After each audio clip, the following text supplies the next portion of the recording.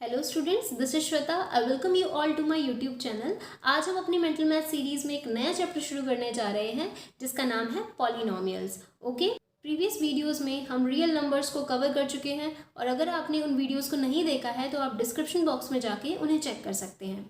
आज की वीडियो में हम कवर करेंगे from question number 1 to question number 5। So let's start with question number 1। Question is, what will be the number of zeros of polynomial whose graph is parallel to y-axis? में सबसे पहले हम draw करेंगे एक graph.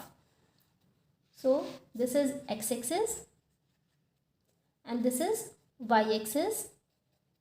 इस क्वेश्चन में हमें फाइंड आउट करना है कि नंबर ऑफ जीरोस कितनी होंगी अगर हमारा जो ग्राफ है वो y एक्सिस के पैरेलल होगा. ठीक है, तो सबसे पहले हम एक लाइन ड्रॉ करेंगे which is parallel to y axis. Okay, so concept is number of zeros are x coordinates of point. It means अगर हमें number of zeros find out करना है तो हम क्या करेंगे, हम ये देखेंगे कि हमारा जो ग्राफ है वो x एक्सिस को कितनी बार क्रॉस कर रहा है. तो यहाँ पर हमें दिख रहा है कि ये जो हमारी लाइन पैरेलल है वो x एक्सिस को सिर्फ एक पॉइंट पे कट कर रहा है. तो हम ये बोल सकते हैं कि जो नंबर ऑफ जीरोज हैं इस ग्राफ के अकॉर्डिंग कितना होगा, 1. सपोज कोई ग्राफ x एक्सिस को 2 बार कट कर रहा है तो यहाँ पर जो नंबर ऑफ जीरोज होंगी वो कितनी होंगी, 2. तो हम नंबर ऑफ जीरोस कैसे फाइंड आउट करते हैं, हम ये चेक करते हैं कि हमारा जो ग्राफ है वो एक्स एक्सिस को कितनी बार क्रॉस कर रहा है. Okay, next question is question number 2. At how many points the graph of the quadratic polynomial intersect the x axis. इस क्वेश्चन में हमें ये फाइंड आउट करना है कि अगर हमारे पास एक क्वाड्रेटिक पॉलिनोमियल है तो उसका अगर हम ग्राफ ड्रॉ करें तो वो एक्स एक्सिस को कितनी बार कट करेगा. ओके, ये हमें फाइंड आउट करना है. तो इसको हम एक एग्जाम्पल के थ्रू समझने की कोशिश करते हैं. Suppose 2x² + 6x + 4. Suppose this is the quadratic polynomial. Okay, so this is a quadratic polynomial. तो हम इसको अगर स्प्लिट करते हैं तो ये हो जाएगा 4x + 2x, राइट. सो यहाँ पर हम मिडिल टर्म को इस तरीके से स्प्लिट करते हैं ताकि प्लस या माइनस करने पर जो नंबर बने वो 6x बने और मल्टीप्लाई करने पर इन दोनों का प्रोडक्ट बने. तो यहाँ पर जो प्रोडक्ट है वो कितना है, 2 × 4 = 8 और यहाँ पर भी 4 × 2 = 8. और जब हम इसको प्लस करते हैं तो हमारा आंसर क्या बनता है, 6x, राइट. तो हम मिडिल टर्म स्प्लिट के थ्रू हम इसके नंबर ऑफ जीरोज को फाइंड आउट कर सकते हैं. ऑलराइट, अब हम इसमें से क्या करेंगे, हम इसमें से कॉमन निकालेंगे. 2 is common, x is also common, तो अंदर क्या बचेगा, x + 2. यहाँ पर जो कॉमन चीज़ आ सकती है वो क्या है, +2, तो अंदर क्या बचेगा, x + 2. सो यहाँ पर ये एक टर्म बन जाएगी और ये जो बची हुई टर्म है उसको हम दूसरे ब्रैकेट में लिख देंगे. नाउ अगर हम यहाँ से x की वैल्यू फाइंड आउट करें तो हम क्या करेंगे, 2x + 2 = 0 पुट करेंगे. सिमिलरली x + 2 को भी हम क्या पुट करेंगे, 0 पुट करेंगे. यहाँ पर x की वैल्यू कितनी आ जाएगी, प्लस इक्वल टू के साइड में आके क्या बन जाएगा, -2. तो x की वैल्यू क्या बन जाएगी, -2/2 दैट इज -1. तो यहाँ पर जो x की वैल्यू आई है वो कितनी है, -1. अगर हम इसको सॉल्व करें तो यहाँ पर x is equals to -2 because +2 जो है वो इक्वल टू के साइड में जाके क्या बन जाएगा, माइनस बन जाएगा. तो यहाँ पर जो x की वैल्यू है वो कितनी है, -2. तो हम ये कह सकते हैं कि जो क्वाड्रेटिक पॉलिनोमियल है वो x एक्सिस को एट मोस्ट कितनी बार कट करता है, 2 पॉइंट्स पे कट करता है. So this is the answer. Next question is question number 3. Find the sum of zeros of quadratic polynomial 3x² + 15x + 7. इस क्वेश्चन में हमें sum of zeros find out करना है. तो सबसे पहले हम ये समझते हैं कि ज़ीरोज़ क्या होता है. तो जब हम किसी भी क्वाड्रेटिक इक्वेशन को सॉल्व करते हैं तो हमारे पास कुछ x की वैल्यूज़ मिलती है, राइट. x की वैल्यू हो सकता है 1 हो, x की वैल्यू हो सकता है 2 हो. तो जो भी x की वैल्यू आती हैं वही हमारे क्या बन जाते हैं, ज़ीरोज़ बन जाते हैं, राइट. तो NCERT बुक्स में हमें 2 फॉर्मूले गिवन है जिसके थ्रू हम सम और प्रोडक्ट को फाइंड आउट कर सकते हैं. तो जनरली हम ज़ीरोज़ को अल्फ़ा एंड बीटा से रिप्रेजेंट करते हैं. Okay, alpha and betas are the zero जो कि x की वैल्यूज़ ही होती हैं. अगर हमें किसी क्वेश्चन में सम ऑफ ज़ीरोज़ फाइंड आउट करना हो तो उसकी वैल्यू किसके इक्वल होती है, minus of coefficient of x upon coefficient of x², right. तो ये फॉर्मूला हम यूज़ कर सकते हैं. तो यहाँ पर सम ऑफ ज़ीरोज़ का मतलब alpha + beta coefficient of x, तो यहाँ पर x का कोफिशिएंट कौन है, 15 है, तो यहाँ पर हम लिखेंगे 15। सिंस यहाँ पर नेगेटिव साइन है तो हम यहाँ पर नेगेटिव साइन लगाएंगे। और कोफिशिएंट ऑफ एक्स स्क्वायर, तो एक्स स्क्वायर का कोफिशिएंट क्या है, 3, तो यहाँ पर हम वैल्यू पुट करेंगे 3। तो जब हम इसको सॉल्व करेंगे तो आंसर क्या आएगा, -5, और यही हमारा क्या होगा, sum of zeros. This is your answer. Let's move on to the next question.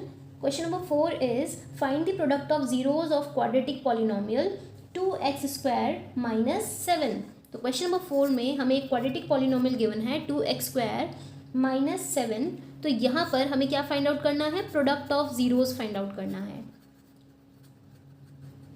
Product of zeros is equal to your constant term upon coefficient of x square. All right, so किसी question में अगर हमें product of zeros find out करना है, यानी कि alpha beta find out करना है, तो हम क्या यूज़ कर सकते हैं, कांस्टेंट अपॉन में कोफिशिएंट ऑफ एक्स स्क्वायर, जिसको जनरली हम सी अपॉन ए की फॉर्म से रिप्रेजेंट करते हैं। तो ये सी अपॉन ए क्या है, तो बच्चों जो हमारी जनरल क्वाड्रेटिक इक्वेशन होती है उसको हम रिप्रेजेंट करते हैं by the a x square plus b x plus c. तो यहाँ पर ए बी ये क्या है, कोफिशिएंट है। जो हमारा सी है वो एक कांस्टेंट टर्म है और जो हमारा ए है वो है कोफिशिएंट ऑफ एक्स स्क्वायर। तो यहाँ पर जो हम वैल्यू पुट करेंगे वो एक्स स्क्वायर का कोफिशिएंट होगा। जो सी होगा वो क्या है, 7, और ए क्या है, 2। इन क्वेश्चंस में आपको साइन का बहुत ध्यान रखना है। ओके, तो जैसे अगर हम सी की बात करते हैं तो यहाँ पर सिर्फ 7 हम नहीं लिखेंगे, हम क्या लिखेंगे, -7। ओके, क्योंकि सी की वैल्यू यहाँ पर क्या है, -7, तो यहाँ पर हम माइनस का साइन लगाएंगे। And this is your answer. Next question is question number 5। Find the sum of zeros of polynomial x square plus 64। इस क्वेश्चन में हमें sum of zeros find out करना है। तो हमारे पास जो पॉलिनोमियल है वो क्या है, एक्स स्क्वायर माइनस 64। अगर हमें इस क्वेश्चन में सम ऑफ जीरोज फाइंड आउट करना है तो हम क्या यूज़ कर सकते हैं, minus of coefficient of x upon coefficient of x square. तो यहाँ पर जो हमारा कोफिशिएंट ऑफ एक्स है वो क्या होगा, क्वेश्चन में तो हमें दिख ही नहीं रहा यहाँ पर कोई एक्स है। ये सबसे पहले इसको कन्वर्ट करेंगे एक जनरल इक्वेशन में, ठीक है। तो जो आपकी क्वाड्रेटिक पॉलिनोमियल्स होते हैं उसको रिप्रेजेंट किया जाता है a x square plus b x plus c से। तो यहाँ पर ए क्या है, 1 एक्स स्क्वायर प्लस यहाँ पर ये वाली टर्म तो हमें दिख ही नहीं रही, तो हम क्या करेंगे, जो b है ना उसको 0 कंसिडर करेंगे और जो हमारा वेरिएबल है उसको एज इट इज लिख देंगे, प्लस c जो आपका कांस्टेंट टर्म है वो क्या है, 64। अब हम इस इक्वेशन की वैल्यूज़ को सम ऑफ जीरोज के फॉर्मूले में पुट करेंगे, right. So coefficient of x is 0 and coefficient of x square is 1, so the answer is 0. So the sum of zeros is nothing but zeros. अब हम बात करेंगे कि इस लेक्चर में हमने क्या सीखा। हमने सीखा कि अगर हमें किसी क्वेश्चन में number of zeros find out करना है तो हम क्या चेक करेंगे कि जो हमारा ग्राफ है वो एक्स एक्सिस को कितनी बार इंटरसेक्ट कर रहा है, राइट। तो जितनी बार इंटरसेक्ट करेगा उतने ही क्या हो जाएगा, नंबर ऑफ जीरो। सपोज ये हमारा ग्राफ है, राइट।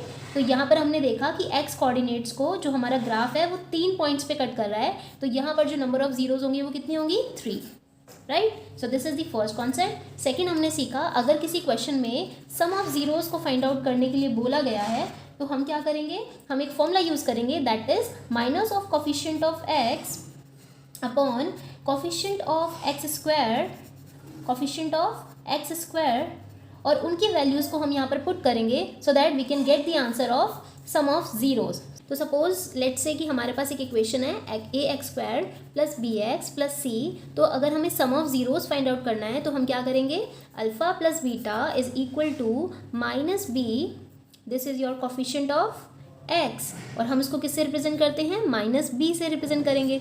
और जो कोफिशिएंट ऑफ एक्स स्क्वायर है तो ये आपका एक्स स्क्वायर है, इसका कोफिशिएंट क्या है, ए, तो यहाँ पर हम लिखेंगे ए। तो ये आपका बन गया फॉर्मूला, राइट। तो सम ऑफ जीरोज के लिए जो फॉर्मूला होता है वो क्या है, alpha plus beta is equal to minus b upon a. Next thing is the product of zeros. तो अगर हमारे पास कोई इक्वेशन है और हमें product of zeros find out करना है तो उसके लिए हम क्या फॉर्मूला यूज़ करते हैं, c upon a। c is the constant term and a is the coefficient of x square. तो ऐसे हम फाइंड आउट कर सकते हैं product of zeros. So this is all for today. अगर आपको हमारी वीडियो लेक्चर्स पसंद आते हैं और आपको हमारी वीडियो समझ आती हैं, so please do like share and subscribe. Thank you so much.